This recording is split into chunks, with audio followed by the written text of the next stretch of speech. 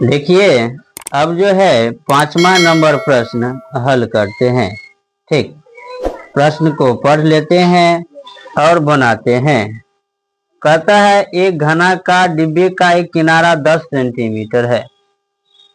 एक घनाकार डिब्बे है और उसका किनारा जो है 10 सेंटीमीटर है ना।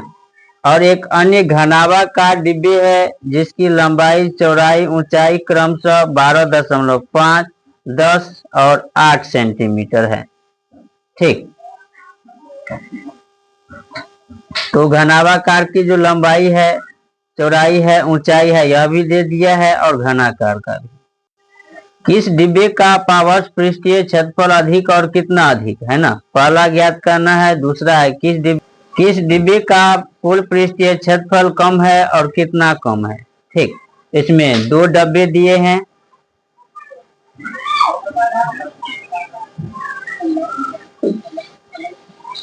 एक घनाकार है और दूसरा घनाभाकार है। दो डिब्बे दिए हैं और दोनों डिब्बे की जो है घनाकार का किनारा दे दिया है, घनाभाकार का भी लंबाई चौड़ाई ऊंचाई दे दिया है। ठीक,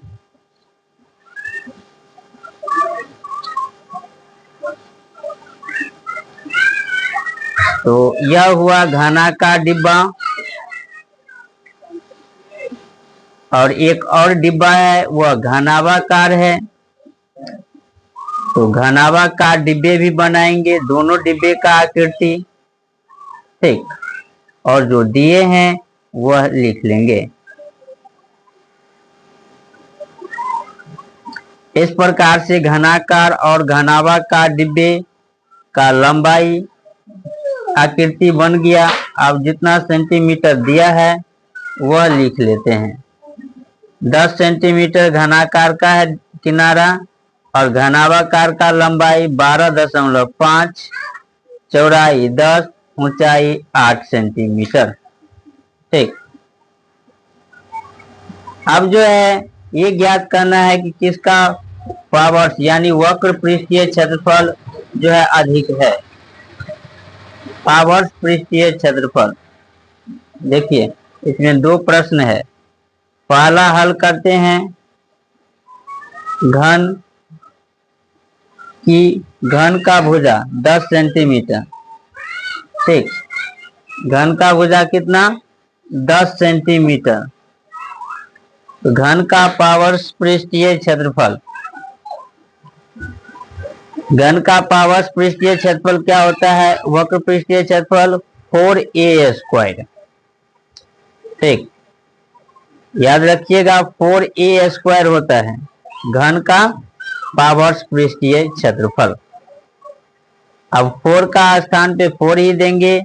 a हुआ भुजा यानी 10 गुने 10 बराबर 10 दाएं 100, 100 चौका 400, 400 सेंटीमीटर स्क्वायर किसका निकला, घनाकार का, है ना,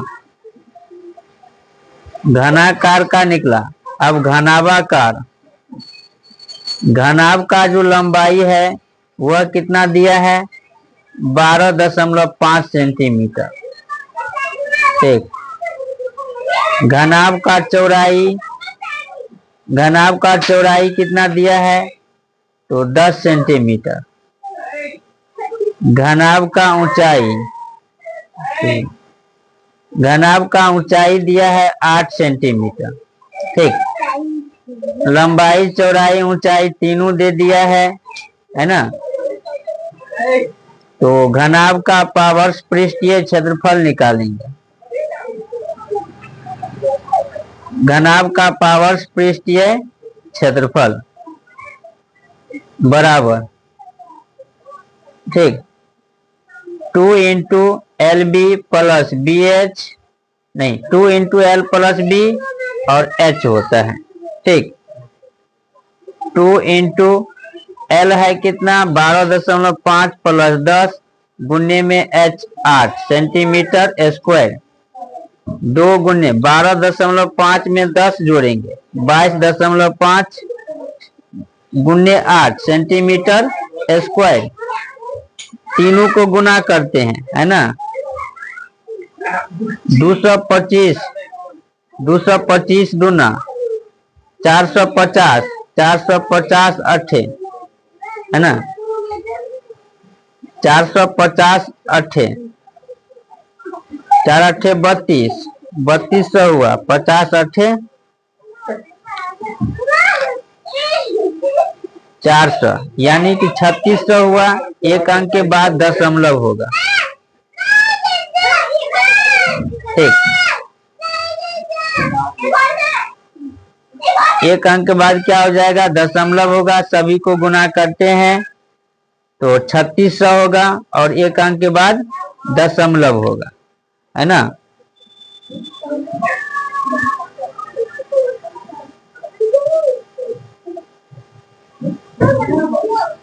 एक अंक बाद दशमलव एगो जीरो हट गया, 360 सेंटीमीटर स्क्वायर हुआ। किसका, घनाभाकार का। घनाभ का 360 है ना, और घन का 400 निकला है। चलिए 360 हुआ और 360 सेंटीमीटर स्क्वायर है। इस दोनों को देखिए, इसमें से कौन जो है किसका अधिक है। घन का जो है पावश पृष्ठीय क्षेत्रफल अधिक है। ठीक, पावश पृष्ठीय क्षेत्रफल अधिक है। ठीक, कितना अधिक है, तो 400 में से 360 घटाएंगे, 400 माइनस 360 बराबर 40 सेंटीमीटर स्क्वायर क्या है, ज्यादा है ना। अब दूसरा में जो है ज्ञात करेंगे कि किस डिब्बे का कुल पृष्ठीय क्षेत्रफल कम है ना। किस डिब्बे का कुल पृष्ठीय क्षेत्रफल कम है। दूसरा प्रश्न है तो घन का भुजा, घन का भुजा बराबर 10 सेंटीमीटर। ठीक, घन का भुजा बराबर 10 सेंटीमीटर। तो घन का पृष्ठीय क्षेत्रफल या कुल पृष्ठीय क्षेत्रफल एक ही होता है।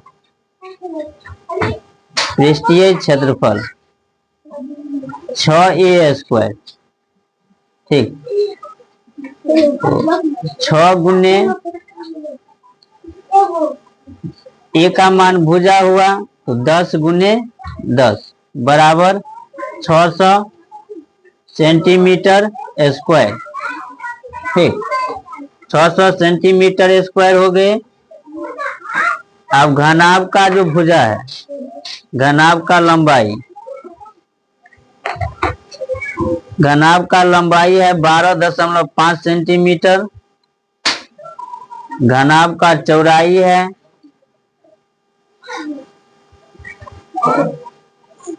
10 सेंटीमीटर और घनाभ का ऊंचाई है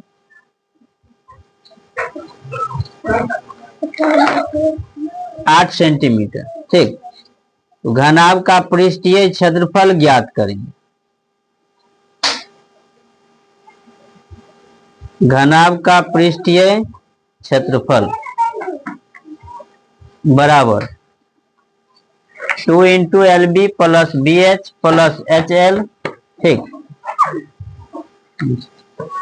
2 इंटू लंबाई कितना है 12.5 गुने 10 प्लस चौड़ाई 10 गुने 8 प्लस 8 गुने 12.5 सेंटीमीटर स्क्वायर। ठीक, 2 इंटू 12.5 को 10 से गुना करेंगे, 1250 एक अंक के बाद दशमलव, 10 अट्ठे 80 प्लस 12.5 को 8 से गुना करेंगे, 1000 हुआ एक अंक के बाद दशमलव। ठीक, सेंटीमीटर स्क्वायर। अब इस तीनों को जोड़ देंगे, 125 100 225 80 जोड़ेंगे उसमें 305 305 दुना 610 610 सेंटीमीटर स्क्वायर।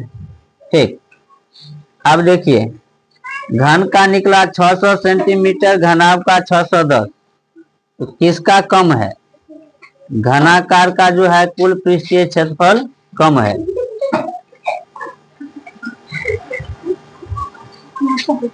पृष्ठीय क्षेत्रफल कम है। ठीक, 610 माइनस 600 10 सेंटीमीटर स्क्वायर। ठीक, आंसर